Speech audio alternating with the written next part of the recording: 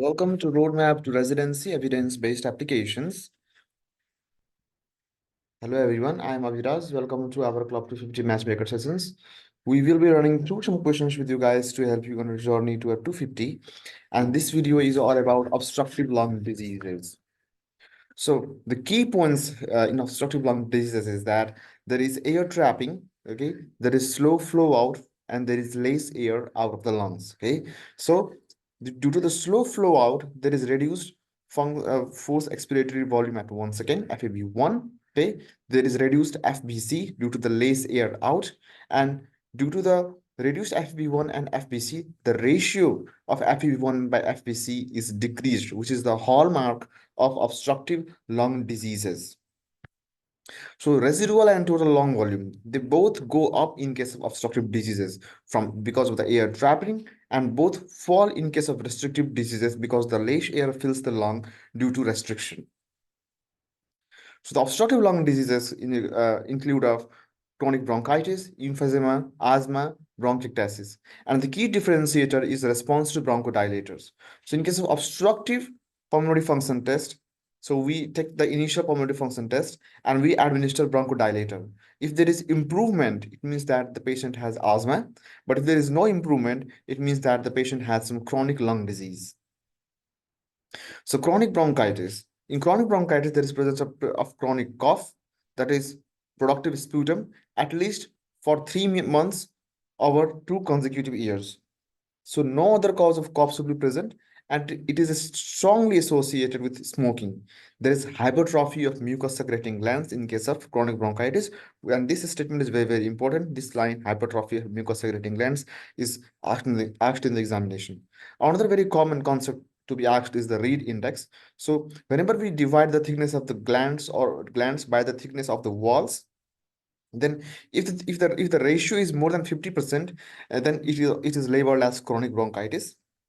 The lungs can get plugged with mucus, and it is called as mucus plugging, and there is increased risk of infection in case of chronic bronchitis because of this mucus plugging and all. So there is poor ventilation of lungs, which will lead to the increase in the carbon dioxide due to the retention, and there is decrease in the oxygen. There is hypoxic vasoconstriction, pulmonary hypertension, and right heart failure or cor pulmonale. So the symptoms are cough, wheezing, crackles, dyspnea, and cyanosis due to the shunting. So here we have one question. So which of the following pathophysiological changes is most likely to be observed in this patient? A 60-year-old man presents to his primary care physician with a chronic cough productive of yellowy greenish sputum, which has persisted for more than 3 months over the past 2 years. I think you know the diagnosis now. He reports frequent respiratory infections and dyspnea on exertion, limiting his ability to perform daily activities. He has a long history of smoking, approximately 1 pack per day for the past 40 years. Physical examination reveals cyanosis and digital clogging. Chest auscultation reveals diffuse wheezing and crackles. Which of the following pathophysiological changes is most likely to be observed in this patient? Destruction of alveolar walls, hypertrophy of mucus secreting gland in the bronchi, formation of pulmonary bullae, thickening of pulmonary arterioles, fibrosis of the lung parenchyma. So hypertrophy of mucus secreting glands in the bronchi. The clinical presentation of chronic cough productive sputum, frequent respiratory infections, dyspnea on exertion, cyanosis, digital clubbing, and a long history of smoking is highly suggestive of chronic bronchitis, which is a subtype of COPD. In chronic bronchitis, there is chronic inflammation and irritation of the bronchial mucosa, leading to hypertrophy and hyperplasia of the mucus secreting glands in the bronchi. This results in increased mucus production and secretion into the airways, contributing to the characteristic chronic cough and sputum production seen in patients with chronic bronchitis.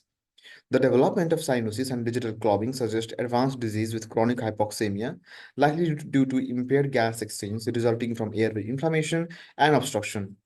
While other pathophysiological changes such as destruction of alveolar walls, which is seen in emphysema, formation of pulmonary bullae, thickening of pulmonary arterioles seen in pulmonary hypertension, and fibrosis of the lung parenchyma may also occur in COPD. The hallmark pathological change in chronic bronchitis is hypertrophy of mucus secreting glands in the bronchi. Now let's move to emphysema. So emphysema has two causes mainly. So in smokers, it is due to the too many proteases created, and overwhelming anti-proteases response, and there's upper lobe damage or upper lung damage. But in case of patients with alpha-1 antitrypsin deficiency, there is ineffective anti-proteases, and there is the lower lobe damage in case of alpha-1 antitrypsin deficiency. So the site and the cause, these are very important to determine the cause of the emphysema. So emphysema, there is destruction of alveoli. So the smoke activates the macrophages, and then there is the recruitment of neutrophils, which releases proteases, and there is the loss of elastic recoil. So the small airways collapse on exhalation. So when they get collapsed on exhalation, the air is trapped in the lungs. There is dyspnea, cough. So, but in case of emphysema, there is less sputum production than chronic bronchitis, hyperventilation, weight loss, core pulmonale, and barrel-shaped chest. So acinus means bronchial plus alveoli. So in a smoker, there is centri-acinar damage. Okay, there is only damage at the center. But in case of alpha-1 antitrypsin deficiency, there is pan-acinar damage. There is both bronchial and alveoli is completely affected in case of smokers. In case of emphysema in smokers and alpha-1 antitrypsin deficiency. So smokers, centri-acinar damage, and in case of alpha-1 antitrypsin deficiency, pan-acinar damage. So blue bloater or pink puffer. So chronic bronchitis are called as a blue bloater because the cyanosis is from the stunting and the air is trapped. Okay. The emphysema are called as a pink puffer.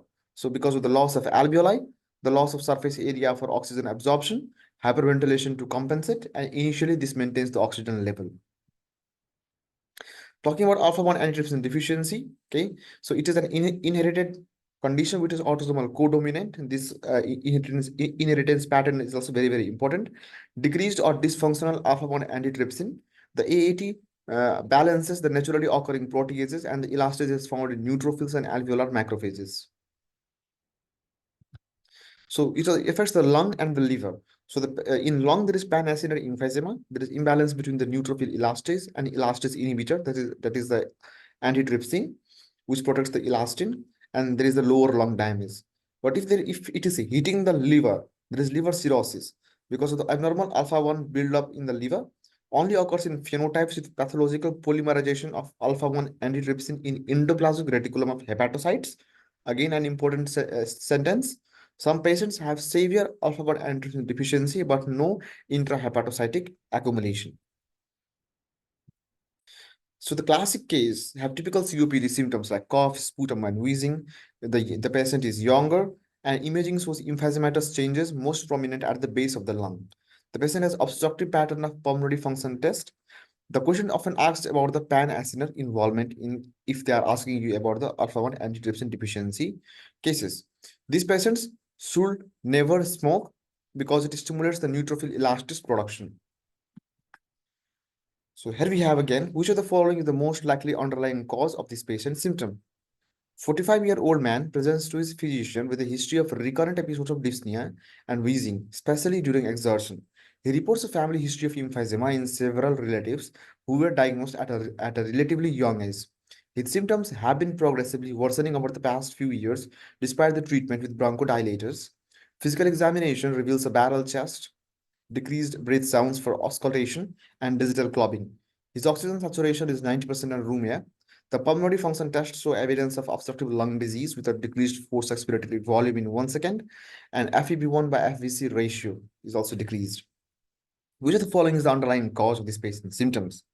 Chronic bronchitis, pulmonary fibrosis, alpha-1 antitrypsin deficiency, asthma, or bronchiectasis. So this patient's presentation is consistent with AAT, which is a genetic disorder characterized by the deficiency in the protein alpha-1 antitrypsin, which normally helps protect the lungs from damage caused by inflammation. So the family history of emphysema, symptoms of dyspnea and wheezing, especially during exertion, physical examination findings, oxygen saturation of 90% on room air, and the pulmonary function test showing evidence of obstructive lung disease, these all hint focus you toward the alpha-1 antitrypsin deficiency. So remember, liver and lung involvement, alpha-1 antitrypsin deficiency. Let's talk about asthma now. Now, asthma is a reversible bronchoconstriction, usually due to allergic stimulus, and it is a type 1 hypersensitivity reaction. Very commonly asked about the type of hypersensitivity reaction in asthma.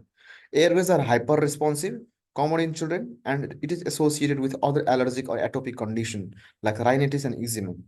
It may have a family history of allergic reaction. So aspirin exacerbated respiratory disease is very commonly asked in the examination. So asthma, chronic rhinosinusitis, and nasal polyposis is present in this patient. So if the patient has chronic asthma or rhinosinusitis symptoms, and there is acute exacerbation after the ingestion of aspirin or NSAID, then it is called as aspirin exacerbated respiratory disease. This dysregulation of arachidonic acid metabolism, overproduction of leukotriene, and the treatment is therefore leukotriene receptor antagonist, montelukast or jafelukast.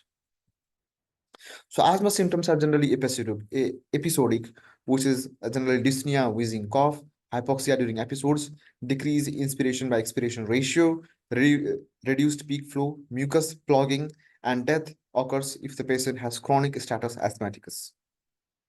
So the diagnosis is usually by classical history and physical examination, but what we can do is a methacholine challenge test. So we administer the patient muscarinic agonist, which causes bronchoconstriction, and we administer increasing amounts of nebulized drug, and we do spirometry after each dose, and we look for dose at which FEV1 falls significantly. If dose is low, then we label it as a positive test, and we diagnose the patient as asthma. So in asthma, there is classic sputum findings, that is the crossband spirals and charcot-laden crystals. So these pictures you have to remember by heart. And if so, whenever I tell you to remember the pictures, it is because there are long questions in the USMLE examination. And whenever you look at these pictures, then it will help you to save time about the diagnosis of the patient. So talking about the bronchiectasis, the result of chronic recurrent airway inflammation, airways become permanently dilated. There is obstruction because the large airways are dilated and the small and medium airways are thickened uh, and they have the thickened bronchial walls. So here we can see the dilation of the airways and all. So there's recurrent infection, cough, excessive sputum, hemoptysis, scoropulmonary, and amyloidosis in case of bronchiectasis. Hemoptysis is one hint that they will give you to diagnose a case of bronchiectasis. So summary is that whenever there is lung diseases, there may be restrictive or obstructive. Restrictive we will discuss in another video. Obstructive, it may be chronic bronchitis, it may be emphysema, it may be asthma, it may be bronchiectasis. So emphysema may be due to smoking or alpha-1 antitrypsin deficiency, and bronchiectasis may be due to obstruction, smoking, cystic causes, fibrosis, Carter syndrome, or allergic bronchopulmonary aspergillosis. So physical examination reveals nasal polyps, which of the following is the most likely diagnosis. 35-year-old woman with a history of chronic rhinosinusitis and asthma presents to the allergist office with complaints of nasal congestion, facial pressure, and wheezing. She reports that these symptoms worsen after ingestion of NSAIDs, such as aspirin. So what is the diagnosis? So the diagnosis is aspirin exacerbated respiratory disease, so also known as Samster triad, that is chronic rhinosinusitis, asthma, nasal polyps, and worsening respiratory symptoms after ingestion of NSAIDs. Thank you for watching. Keep studying hard.